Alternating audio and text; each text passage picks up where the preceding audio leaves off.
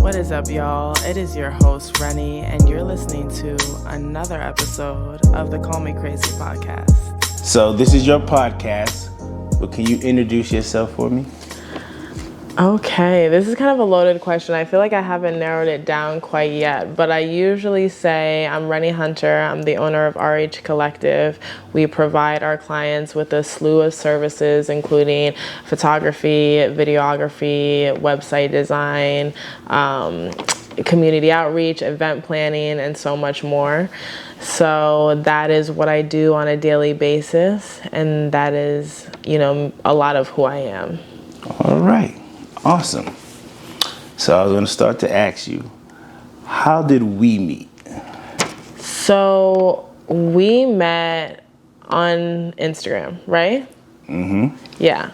So we met on Instagram, and I think if I can remember correctly, our first shoot was at a high school field in West Haven? Yes. Yes. How long ago was that? 2018? Yep. 2018? Yep. Okay. It's been that long. Yeah, that seems like so long ago. But yeah, I think you just asked me. I was shooting a whole bunch at the time with a lot of other photographers that I feel like, you were either friends with or followed or knew in some way, shape, or form.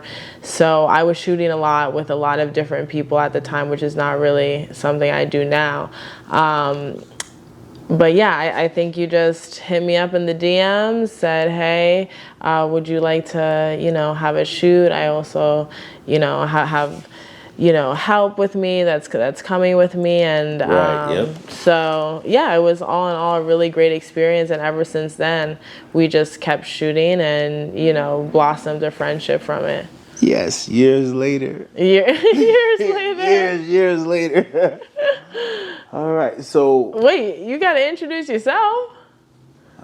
Should I introduce myself? Yeah. At the end, I introduce myself. At the end? At the end. You just asked how we met. Why would they care? Who are you? You'll tell them at the end. Okay. Got the pictures to support all of that. Okay. When did you start modeling? I started modeling, I believe it was either 5 or 6 months old. Really? Yeah. So that was, Baby Gap. That was, all the stuff I did as a little young tot. Wow. Yep. I've been on the scene. Well, that is clear. 'Cause whenever we work together and I post pictures, people love your images. They want to know how to pose. Yeah. You thought about teaching posing?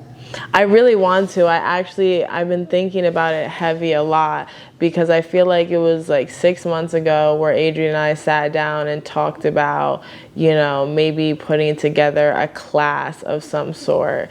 And, even before then, Adrian has been telling me like, people want to learn from you.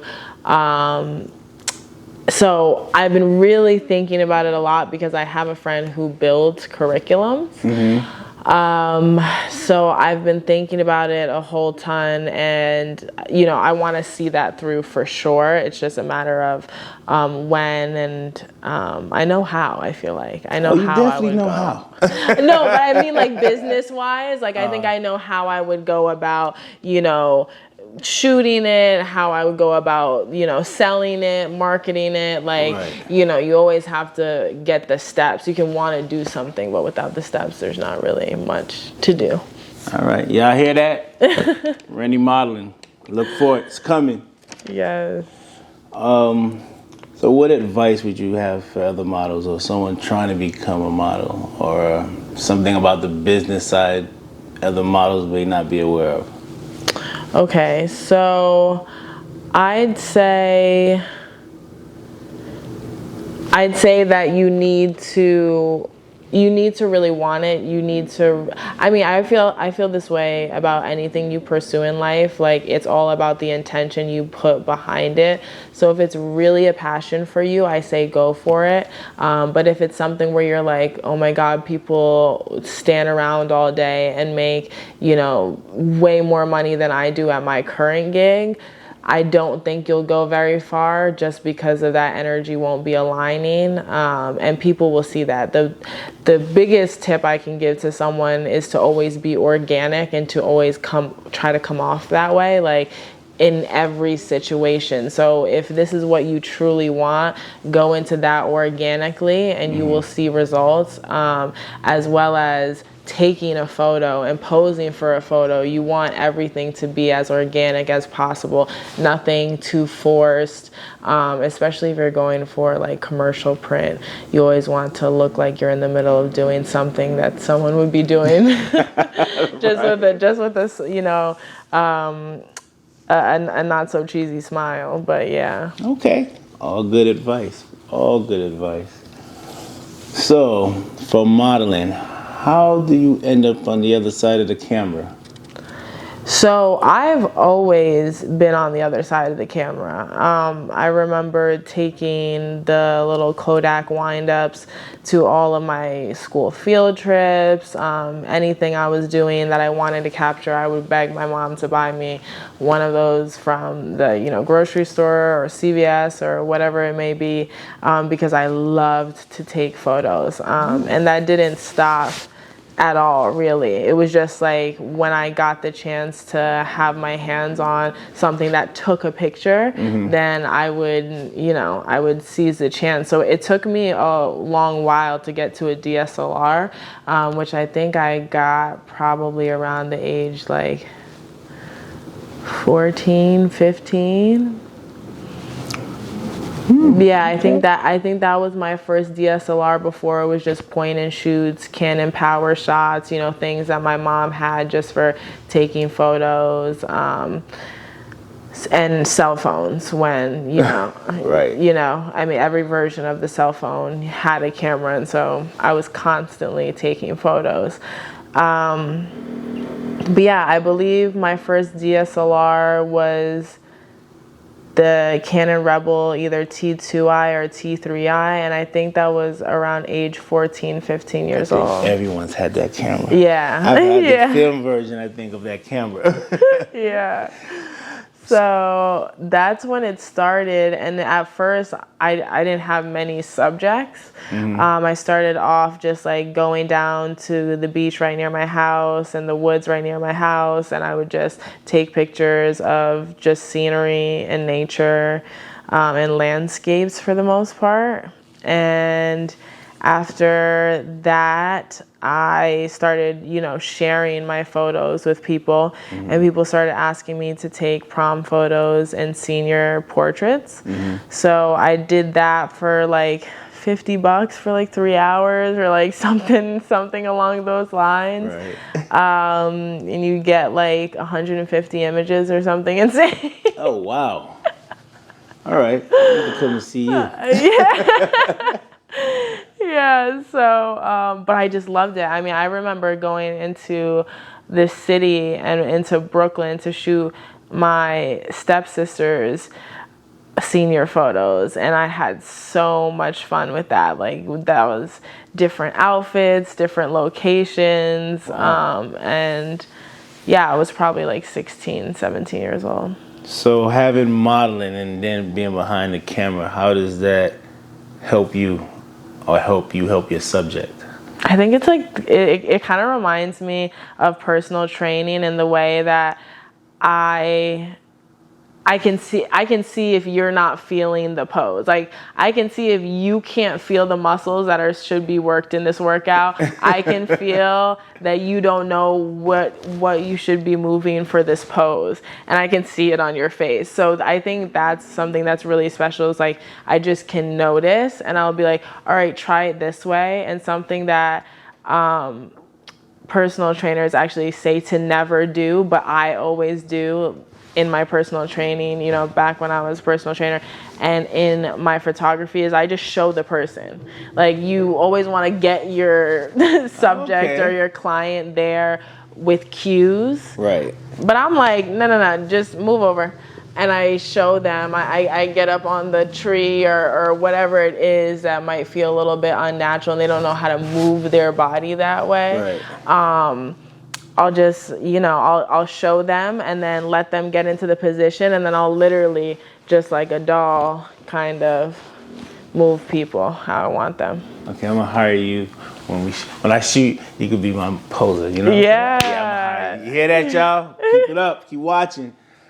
Also, I think when a female is shooting, say another female, it's like she can bring out something from that female that I can't get. Yeah. Do you feel that? There's definitely truth to that for sure. I was thinking about that the other day, but it's interesting because I was thinking about this the other day, and my counter to this always, and it's funny because I was talking to my friend Chris about it, and he was like, you know, it's just so hard reaching out to people, and I go, but at the same time, and we're like, but Butch, like, Butch is 10 times your size, Chris, and he's walking around getting faces in all these damn places. Yes, he is. Yes, he is. So when people come to me and say, I'm like, yes, I get what you're saying. Like, there's definitely a different level of comfortability. But then again, like, the way he captures these people is like they've known him for 10 years. So I'm convinced that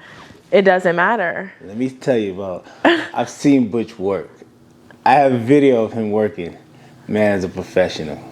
Let me tell you, if you watch him, he comes up with his business card, presents himself, legitimizes himself with the business card, and then shows you his work and what he does, and then proceeds to, you know, make you feel comfortable to take a photo with the iPhone before he pulls out his camera.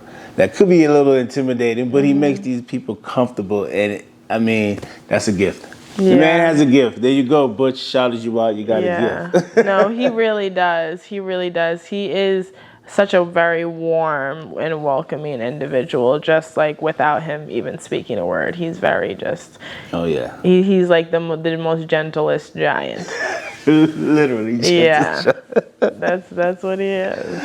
Oh, all right. Now, from modeling, right? Mm-hmm. Now shooting. Mm-hmm. You ventured off into some business, right? Yeah, so I always say photography is the vehicle for all that I do, because it is my superpower. It is like what RH Collective was built upon. The imagery that goes along with all that I do and all that I service my clients with, it's elevated because I know what I want the pictures that go along with everything to look like. So if we have a campaign, I know exactly who I'm going to shoot, how I'm going to shoot them. And if I was just their social media manager, or if I was just their creative director, I could say those things to the photographer that we outsourced, but I'm not in complete control of those things. Right. So because I work with small businesses, local brands and people, they find it, you know, convenient to just get the whole gamut from RH Collective instead of outsourcing a whole bunch of different people, having to have them communicate to then bring in, you know, a product. Whereas like RH Collective, although I'm a one-man band, I do all of those things, right? Keep it in one house, under one umbrella. So that's kind of how, you know, it was really just given to me. I didn't know really what the social media manager job was when it was presented to me. But a friend of mine, Manolo, he was working at a cafe and someone asked him, do you know of any social media managers? And he was like, what's that? I mean, it was very new at the time, that being a job title, a career source. And she was like, oh, it's someone, who does social media marketing, handles Instagram, Facebook, YouTube, all of these kinds of platforms, and knows how to take an okay photo or whatever she said, right? And he was like, I don't know if she does it for other people, but I know someone who does it really well for herself. And, I've been on YouTube since 2010. I've been creating content on Instagram since before people were making money off of it. So yeah, that was one of my first clients. And I wasn't doing it at the time. I was just personal training. And I was like, why not, What led to your clothing line? So my clothing line, yes. Back in February of this current year, I was on an entrepreneurial panel of 3 women. One of the other people on the panel speaking that night was Ellie Haney, the owner of Hainsey Clothes. It is a comfort clothing brand that provides comfort physically and mentally. They're all about mental health awareness, and all of their mottos and sayings have to do with that. So when I met her, I really loved her mission. I loved her brand. I really liked the quality. I am someone who is, what I would say, a comfort clothing connoisseur. I have sweatpants oozing out of my closet at this point, like sweatshirts. I love comfort. That is the key. I'm a fashionista, but 90% of the time, I'm in a sweatsuit or like a muumuu, like like a muumuu and a bonnet, like honestly. So I invest money into comfort clothing. I love to thrift comfort clothing. I just love it all. So when I felt her material, the weight of it, my wheels started spinning. And so at the end of the night, I think the last question was, if you could give someone starting out, like an entrepreneur starting out, any advice, what would you say?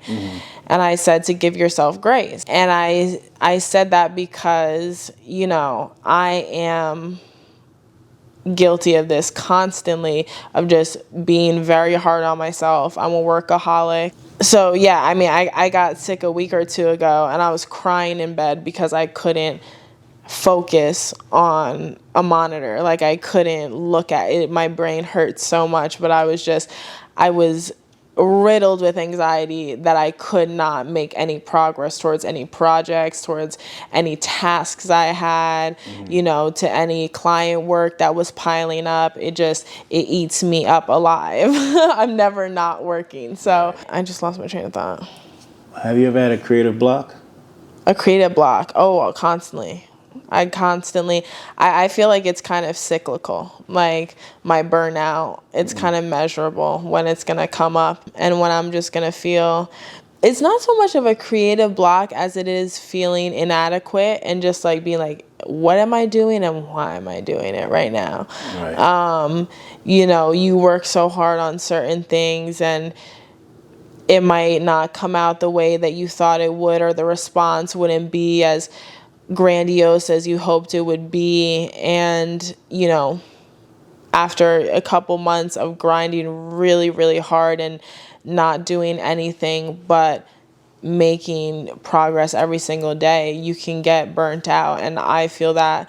I think I'm going through a period of burnout right now. There was a couple, the body shut down with the sickness. Obviously, that's something that I can't control, but I truly believe like energy is behind everything. So like when I'm burning out, I feel like I'm more susceptible to sickness, So that I had a couple days where I just needed to not talk to a single soul and stay in bed and literally watch shows all day long. Took my dogs out in the yard only. Like these dogs go out for like 2 hours a day. 20-degree weather, it doesn't matter. Like I let them out in the yard for like a few minutes that day. It was a self-care day. But during the whole time, I'm like, oh my God, why aren't we doing something? Like just get up. Like maybe let's just take a shower. Like maybe let's just do some laundry. Like I itch. Like I just have this I know. My this brain's wired that way. mentality. Yeah, I truly believe when you grow up in starvation mode, even when you're not starving, you still act like it. And it's like, why, if there's time in the day and you're able-bodied, why wouldn't you work? Why wouldn't you go make some money? Like, why wouldn't you do that? Like, this could be taken away from you at any moment. Why stop? Like, why even stop for a second? And that's what my brain says. Oh, wow. I like that. I need to take a break sometimes. So I take a break. Sometimes a long break. But I like when I come back to the camera and photography. It's, like the first time you picked up that camera, you have that feeling. I think for me, if I keep shooting and shooting, if it was a job, yeah, the burnout would be real. Yeah. It would be hard. I mean, I told you the other day, I genuinely can't think of the last time I shot something that wasn't revenue driven. She haven't shot for you. Yeah, no, but like I've shot for my clothing line, I've shot for my jewelry collection, but that's revenue driven. Right. Like it's for me, but not for me, yeah. Right. So I literally can't even think. But Or for a client, like every contact and networking connection I make, every model I see, I'm like, you'd be great for this client. Let me shoot you for this client. Oh, I also have my jewelry. Let me shoot you for me. And then we'll do one outfit for you. Trade your time, picture, do bang, bang, bang, boogie. Like I'm never, yeah. Oh, wow. You're always on the go. Always on the go. Wow. So I was going to say, tell me something about yourself that people would not know or suspect. But I think you might have let the cat out the bag with the comfort clothes and the joggers. You think that's unexpected? Yeah, fashionista, who knows? They probably don't think like that. Yeah. I don't think you dress down. Oh, wait. You hitting the mic a little too much. Oops. They don't think you dress down. I'd say it depends how you follow me, right? Like, if you're a surface level follower and you just catch up via, my Instagram posts, maybe you'd think that I don't dress down. But, like, if you follow me and you're on my Instagram story, I'm in my bonnet and muumuu on my Instagram story. Like, I am in a full puffer down jacket at the dog park with my bonnet on and my LL Bean slippers that are opened at the top and the bottom, and they're screaming and crying for me to retire them. And especially if you used to follow my YouTube, I feel like people, if they did a little digging, they know that it's comfort is key first. Okay. Yeah. What else can you tell me about yourself that people may not know or suspect? I feel like a lot of people don't think I would even touch weed. That was something that you didn't think. I didn't. Yeah. That was definitely, wasn't the first thing I would have thought. Yeah. It was surprising, absolutely. Yeah, and then when people find out like how much I consume, people are very surprised too, because anyone can be a social smoker, but I actually prefer not to smoke with anyone. I actually prefer to save that sacred time for myself. Right, yeah, that. Yeah. So I love to consume cannabis alone in my room with my dogs and get violently high and laugh until I fall asleep. So you're not seeing anyone now, for all the interested folks out here? No, I am not seeing anyone. I dipped my toe into the water of the dating game. I dipped my pinky toe in and quickly retreated. Oh, okay. It's not anything I'm opposed to. I think everything in life that you want requires energy and time, and I don't give any energy or time into dating, into trying to find some suitors, or You're looking for someone to build with, right? Yeah, I'm definitely looking for someone to build with. I say it all the time. Disclaimer, I don't need sex or companionship or a mixture of both without the chance of a future, or that's what we're both working towards. Right. Because it's just inconvenient. Someone's in my bed. Now I have to escort them out in a, nice manner or what have you. It just throws my whole routine off for like some sex. I mean, no, it's really, or companionship. Like, not worth it for me. I'll just go hang out with my girls. I'll hang out with my family, get that companionship, that love part. Mm-hmm. Am I lonely and would I love someone to cuddle with and, like have great sex with? Sure. But I want that with like in love, so utterly in love and helping each other and, boosting each other up. I don't just want that part. So. Got it. I don't know. I definitely feel like if I want to find a husband, I'm going to have to do some work, and nothing in this life is free, but I genuinely just don't care to try to pursue anyone right now. You're focused on the business. I'm focused on the business, myself. Also, like, I don't, like, my current living situation isn't optimal for me. I don't, it's not something I'd like to share with someone. I barely share it with my friends. Right. So that's another thing where I'm like, I'm not rushing to have anyone come into my situation. Like, I definitely want to do some things in terms of my environment and for me and the dogs apart from anyone else, that, I have goals that I haven't achieved yet in that area. Awesome. That's good. Mm-hmm. Well, I think that's all I have for you today. That's all you have for me today? That's all I have for you today. I didn't even intro this podcast. We just kind of got into it. This is the Who is Renny series. So I spent so much time talking to other people about other people's lives, their livelihood, their passions, their brands, their projects. And I still want to continue to do that. That's the basis of this, and the nature of this podcast is sharing other people's experiences and opinions on things that I'm interested in. But I did want everyone to get to know the host, so I decided to have friends, family, strangers on to interview me, see what people want to know or think that you guys would want to know. So that's what this podcast was. Shout out to Adrian. Like we said, we've been friends, for some time now. And we're both photographers. Sometimes Adrian models, not all the time. Very limited. Very limited. Limited series. You're actually in my portfolio on my website. I don't know if you saw that. I did see that. Yeah. You're probably the only one that has that. You and a few other people. Yeah, those came out really good. I was proud of those. So definitely had to put that on the website.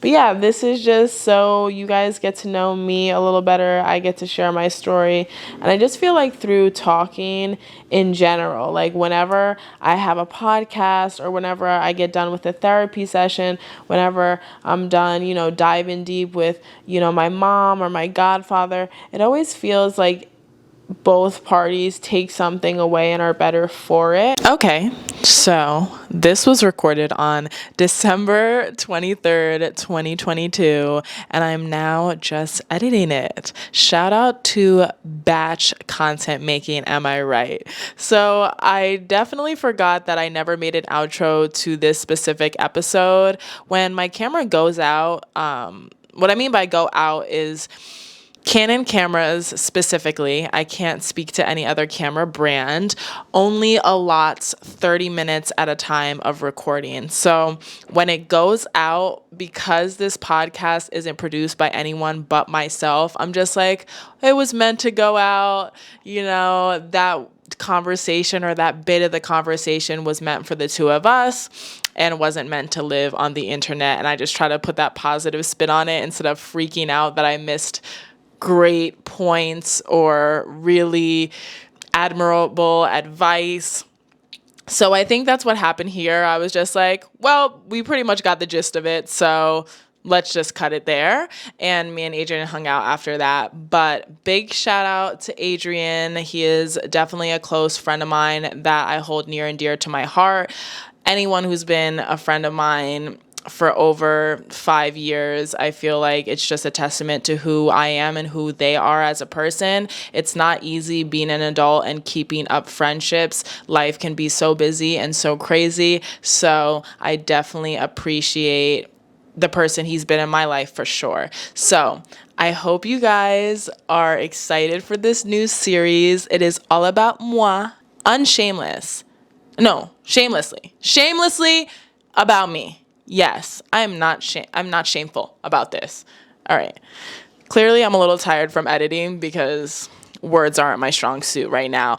But I just wanted to outro and say thank you for listening, for watching, and please leave a rating and review. I never ask for that of you guys, but it is free 99 and it helps me out a whole ton. All right, I'll see you guys in the next episode.